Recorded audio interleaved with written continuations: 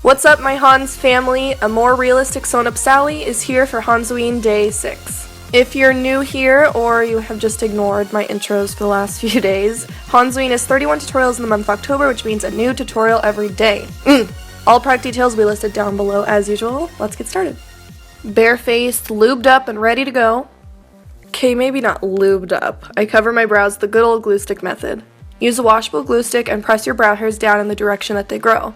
This will lay them as flat as possible, and when mostly dry, press some powder into the glue. And when I say press, I mean press that shit. Pressing it down will help to flatten them even further. Repeat steps again to get all those unruly hairs down. With a pencil, you just want to draw where those sewn pieces will be on your face and chest. Sally's stitch lines don't have quite the gap I'm drawing out, but I wanted to have the seam lines be the focus of the look.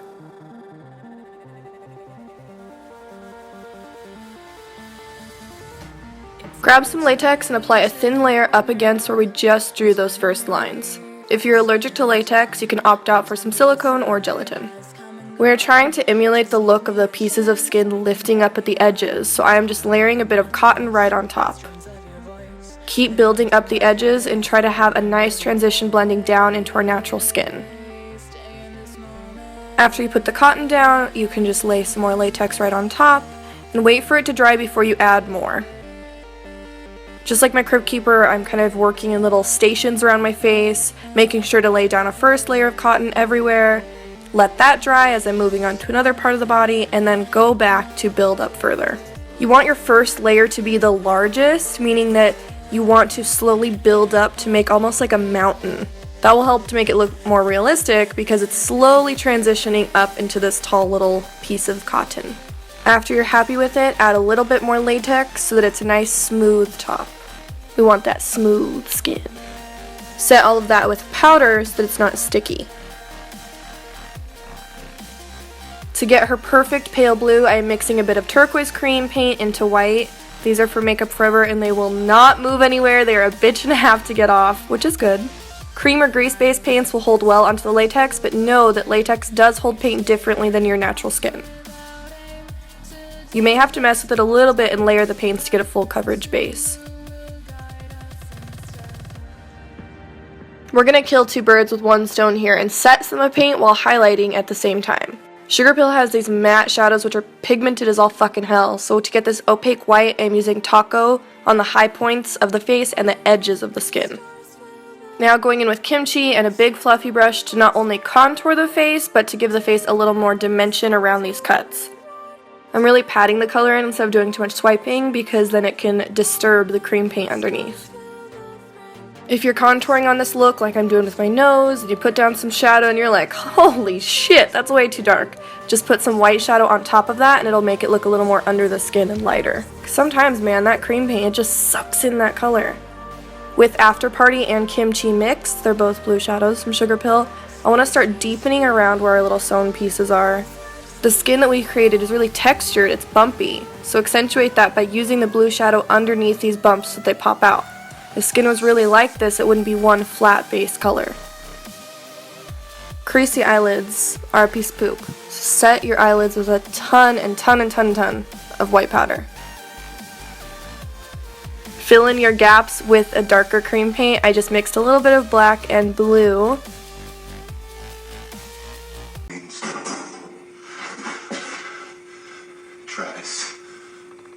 Using that same color mixture, add dots to where the stitches are going to be glued into. Making the holes this color will make them look like they go deep into our skin and are actual holes. I did still have some of that color on my brush, so while I was adding the holes, I did also kind of deepen some of the bumps around the edges of the skin too.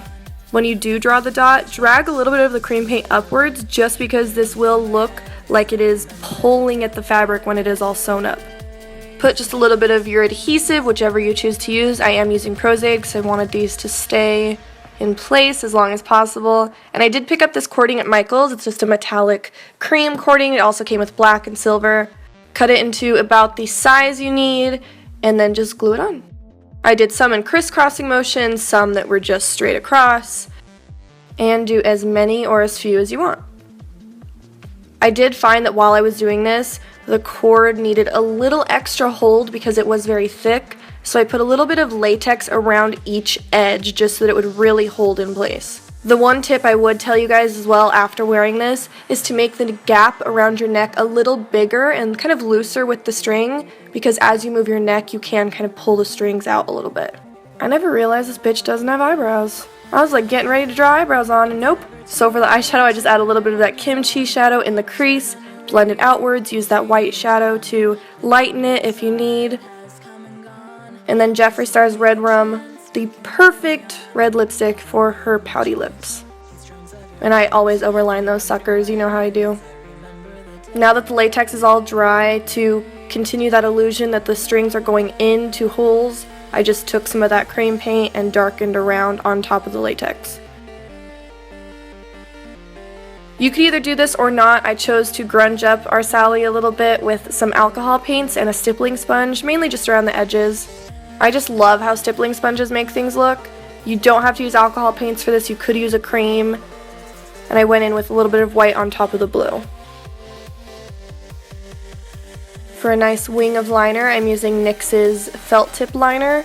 I like to first sketch out the actual shape that I am going for and then fill it in later. Now for the other eye, and oh man, this is the worst. Hello darkness, my old friend. To clean that up, I just wiped it off with a makeup wipe and put white eyeshadow right on top of that. Add mascara to the top and bottom lashes and then pop on your favorite pair of lashes. If you're wearing this out for Halloween, which I assume you are, and you're wearing a costume, paint your body with water activated paints because they will dry completely matte to the touch, so you won't have to worry about them smearing everywhere. Add your wig, contacts, and dress. Now you are a sultry and badass realistic Sally. You ain't got no painted stitches, you're fucking stitched up for realsies. Thank you guys so much for watching. I really hope you liked it. Let me know what you think down below and use the hashtag Hanzoween if you recreate this. I love you guys so much and I'll see you tomorrow. I feel like that dinosaur in Jurassic Park that dude gets in his car and it's like